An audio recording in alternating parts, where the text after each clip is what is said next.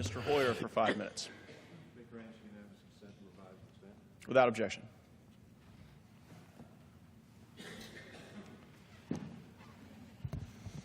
Mr. Speaker, it is now 7 months since the start of the 115th Congress, and 6 months since Republicans have controlled all the levers of power of our government.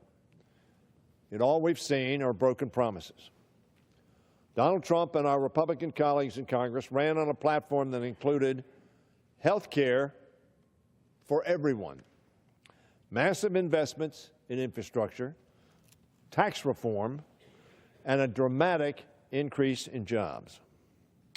On all 4 of these, there's been zero progress, zero legislation sent to the President, and zero effort to work with Democrats to achieve any of those objectives.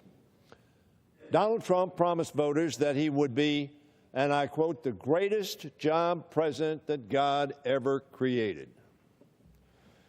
Yet neither he nor the Republican congressional leadership have put forward a comprehensive jobs bill. Instead, he and his Republican allies in the Congress have proposed budgets that would slash investments in education, infrastructure, and research, all areas that directly help our economy create jobs.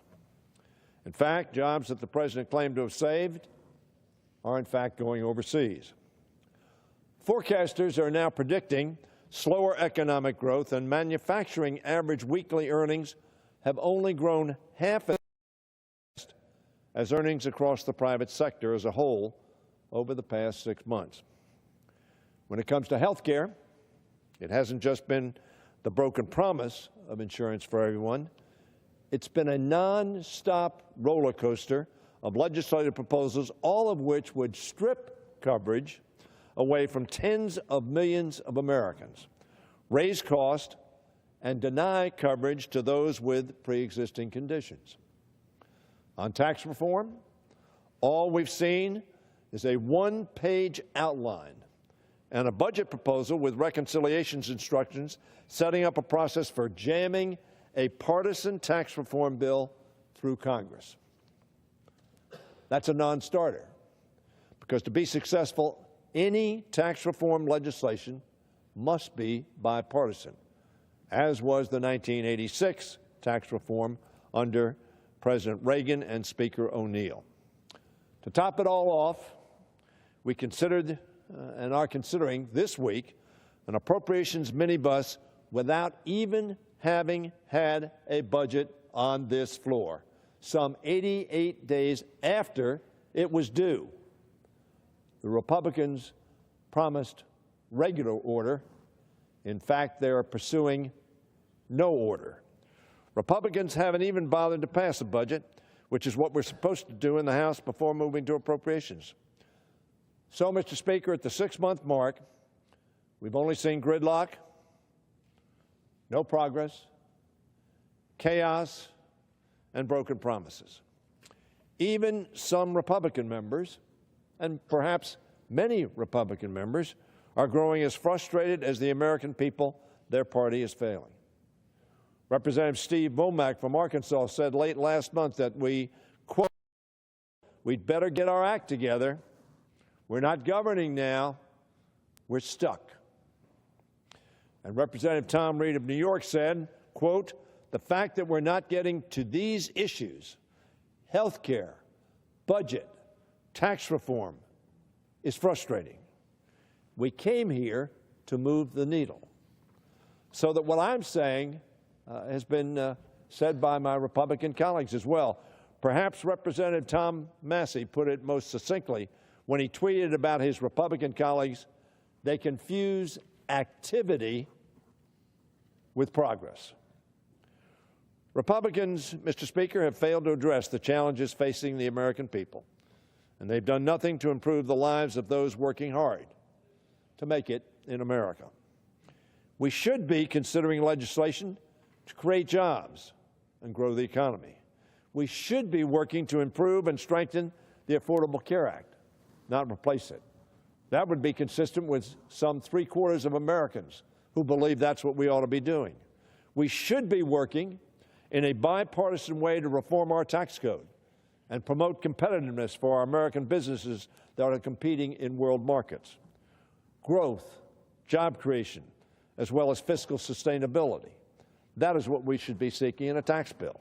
We should be investing in infrastructure that lures jobs back home from overseas.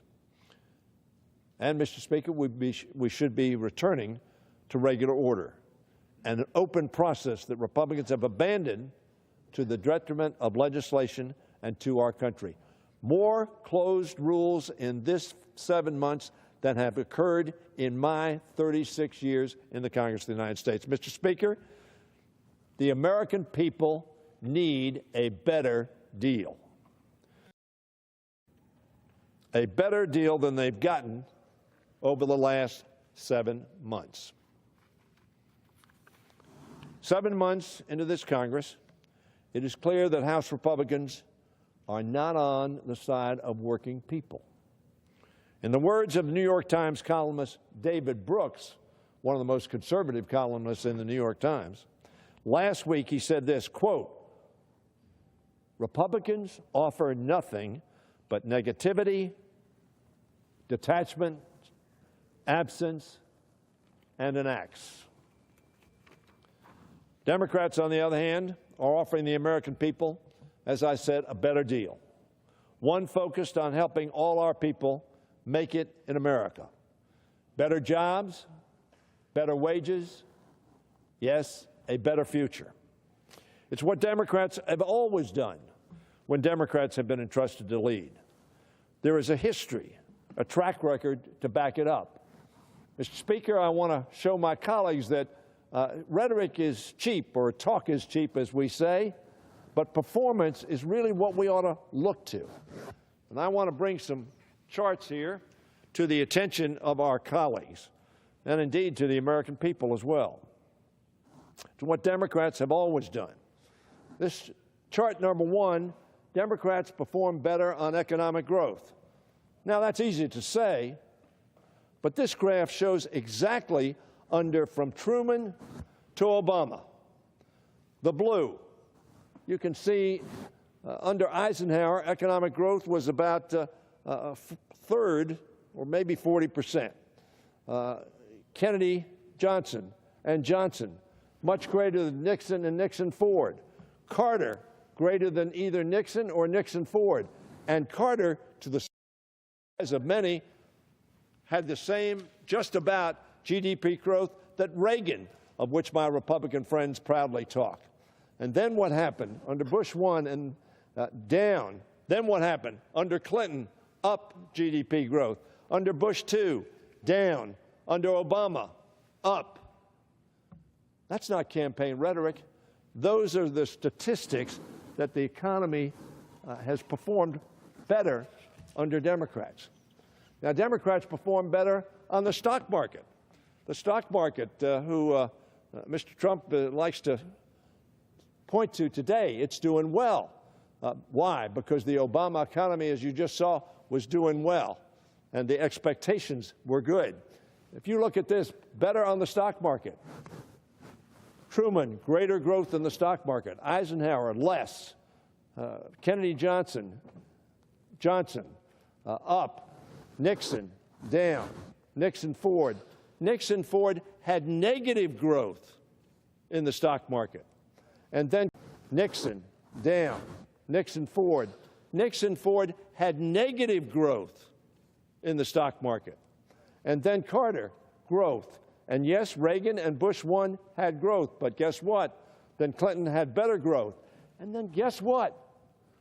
Bush 2, again, like Nixon-Ford, negative growth in the stock market. What did that mean? That means 401ks were worth less for retired people, and their security was less secure because the stock market went in the tank. And then what happened under Obama?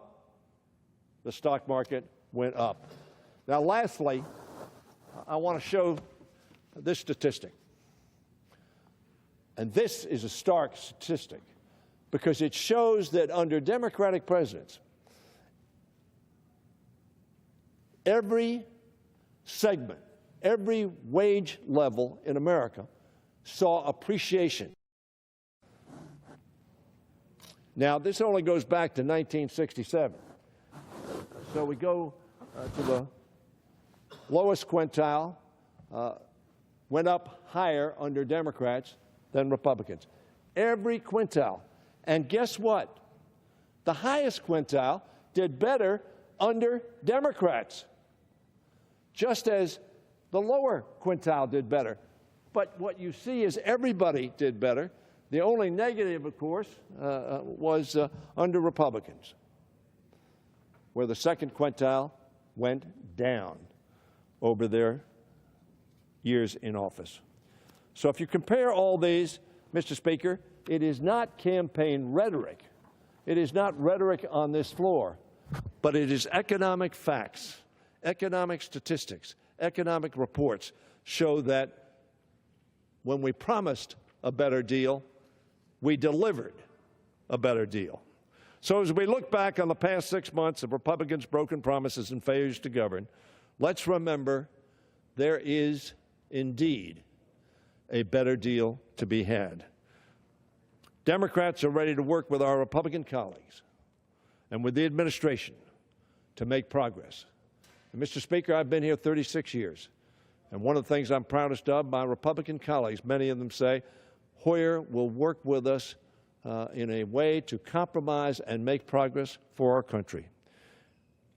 But if our Republican colleagues continue to be unwilling to work in a bipartisan way, we're going to offer a clear and proven alternative. A proven alternative.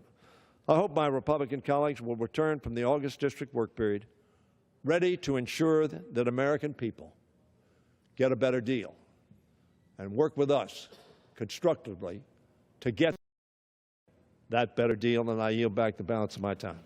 The chair recognizes the gentleman from Pennsylvania, Mr. Fitzpatrick, for 5 minutes.